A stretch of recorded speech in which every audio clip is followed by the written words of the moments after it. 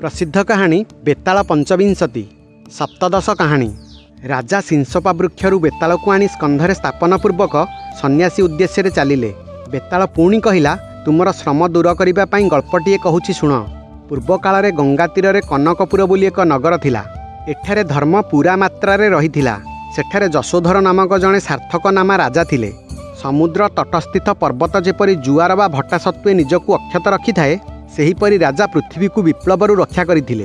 प्रचंड प्रतापशाली तथा जगतर आह्लाददायक होइथिबारु तांकठारे सूर्य एवं चंद्रंकर मिलन घटिथिला बोली मने हेउथिला।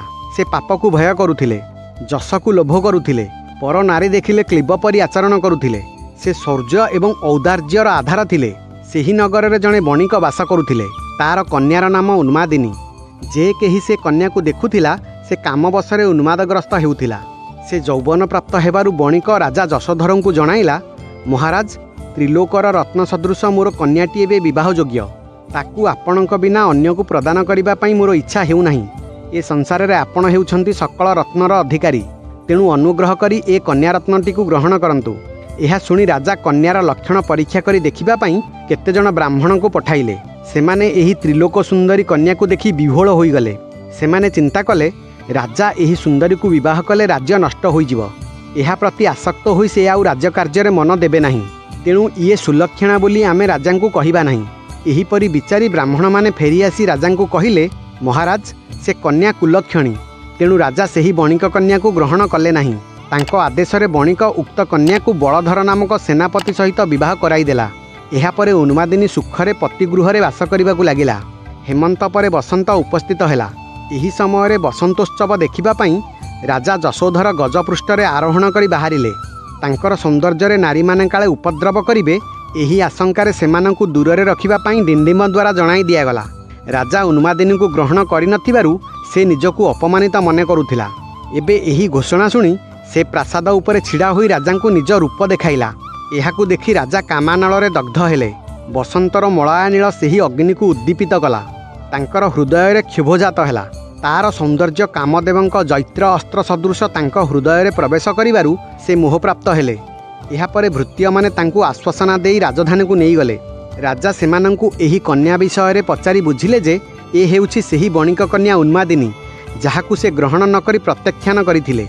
एहा परे जेउ ब्राह्मण माने एही कन्या कुलक्षणी बोली कहिथिले, सेमानंकू राजा राज्यरू निर्वासन दंड देले एवं सर्वदा ताहाठारे आसक्त होई चिंता करिबाकू लागिले। एही कन्यार निष्कलंक मुख थाउ थाउ निर्लज जड़ चंद्र प्रतिदिन उदय हेउछि। हिमकलश कठिन होइथिबारु एवं गजकुंभ कर्कश होइथिबारु एहार पिन पयोधरर सदृश होई पारु नाहंती। कांची नक्षत्रमाला द्वारा शोभित एहार जघन कंदर्प गजर मस्तक सदृश होइथिबारु काहाकू प्रलोभित न करिब।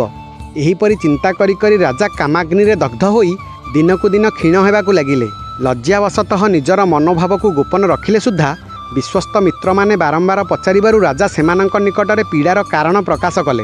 सेमाने कहिले, संताप करिबा वृथा, से तो आपणकर अधीन, ताकू भोग करुनाहांती काहींकी।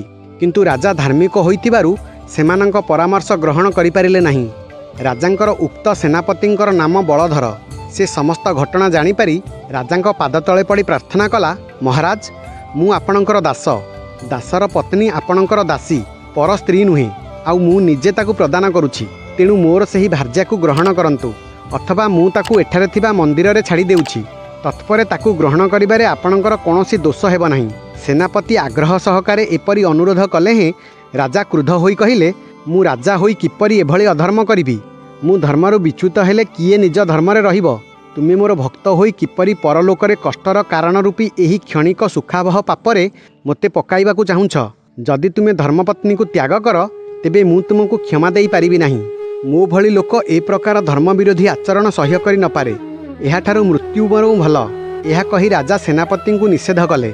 सच्चरित्र लोके प्राणत्याग करिवे पछके सत्पथ को त्याग करिवे नाही। पुरजन माने सम्मिलित होई राजा को सेहीपरि अनुरोध कले। मात्र दृढ़मना राजा सेमानकु मध्य फेराई देले। राजा मदन पीड़ारे क्रमशः क्षीण होई गले। शेषरे जश मात्र रखिदेई शरीर त्याग कले। प्रभुभक्त सेनापति राजांक वियोग सही न पारी अग्नि रे प्रवेश पूर्वक आत्मदान कले।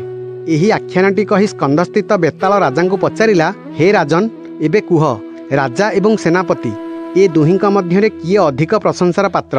राजा उत्तर कले, ମୁଁ ରାଜାଙ୍କୁ ଅଧିକ ପ୍ରଶଂସନୀୟ ମନେ କରୁଛି। ତାହା ଶୁଣି ବେତାଳ ଆକ୍ଷେପ କରି କହିଲା, ମହାରାଜ, ସେନାପତି କାହିଁକି ଶ୍ରେଷ୍ଠତର ନୁହନ୍ତି? ନିଜ ଭାର୍ଯ୍ୟା ସହିତ ଏତେ ଦିନ ସୁଖ ଭୋଗ କଲା ପରେ ମଧ୍ୟ ସେ ପତ୍ନୀକୁ ପ୍ରଭୁଙ୍କ ଭୋଗ ନିମନ୍ତେ ସ୍ୱତଃ ସମର୍ପଣ କଲା ଏବଂ ରାଜାଙ୍କ ମୃତ୍ୟୁରେ ଭକ୍ତିବଶତଃ ନିଜେ ଅଗ୍ନିରେ ଆତ୍ମାହୁତି ଦେଲା। କିନ୍ତୁ ରାଜା ଉନ୍ମାଦିନୀର ସମ୍ଭୋଗ ସୁଖର ସ୍ୱାଦ ନ ଜାଣି ତାକୁ ତ୍ୟାଗ କରିଥିଲେ। ତେଣୁ ସେନାପତି ଅଧିକ ପ୍ରଶଂସନୀୟ ନହେବ କାହିଁକି? ରାଜା ହସି ହସି ଉତ୍ତର କଲେ, ଏପରି ହୋଇଥିଲେ ହେଁ ସେଥିରେ କିଛି ଆଶ୍ଚର୍ଯ୍ୟ ହେବାର ନାହିଁ, କାରଣ ସେନାପତି ଉଚ୍ଚକୂଳରେ ଜାତ ହୋଇଥିବ। ତେଣୁ ସେ ଭକ୍ତିରେ ଏପରି ସ୍ୱାର୍ଥ ତ୍ୟାଗ କଲା। ନିଜର ପ୍ରାଣ ଦେଇ ମଧ୍ୟ ସ୍ୱାମୀକୁ ରକ୍ଷା କରିବା ଭୃତ୍ୟର ଧର୍ମ। ରାଜାମାନେ ନିରଙ୍କୁଶ ଗଜ ପରି ବିଷ ସୁଖ ନିମନ୍ତେ ଧର୍ମ ଓ ମର୍ଯ୍ୟାଦା ଲଙ୍ଘନ କରିଥାନ୍ତି। ଐଶ୍ୱର୍ଯ୍ୟରେ ଅନ୍ଧ ହୋଇ ସେମାନେ ଧର୍ମମାର୍ଗ ଦେଖିପାରନ୍ତି ନାହିଁ। ଜଗତ ବିଜୟୀ ନହୁଷ ପ୍ରଭୃତି ରାଜାମାନେ ମଧ୍ୟ କନ୍ଦର୍ପର ବଶୀଭୂତ ହୋଇ ଘୋର ବିପଦରେ ପଡ଼ିଛନ୍ତି। କିନ୍ତୁ ରାଜା ଯଶୋଧର ଏକଛତ୍ର ଶାସକ ହେଲେ ହେଁ ଉନ୍ମାଦିନୀ ନିମନ୍ତେ ପ୍ରାଣତ୍ୟାଗ କଲେ, ତଥାପି ଅଧର୍ମରେ ପାଦ ପକାଇଲେ ନାହିଁ। ତେଣୁ ମୋ ମତରେ ସେ ହେଉଛନ୍ତି ଅଧିକ ପ୍ରଶଂସାର ପାତ୍ର। ରାଜାଙ୍କ ଉତ୍ତର ଶୁଣି ବେତାଳ ମାୟା ବଳରେ ରାଜାଙ୍କ ସ୍କନ୍ଧରୁ ଚାଲିଗଲା।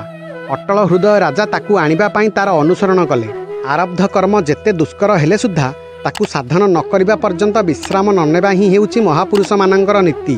କାହାଣୀ ଯଦି ଆପଣଙ୍କୁ ଭଲ ଲାଗିଥାଏ ତେବେ ଚ୍ୟାନେଲକୁ ସବସ୍କ୍ରାଇବ୍ କରିବେ।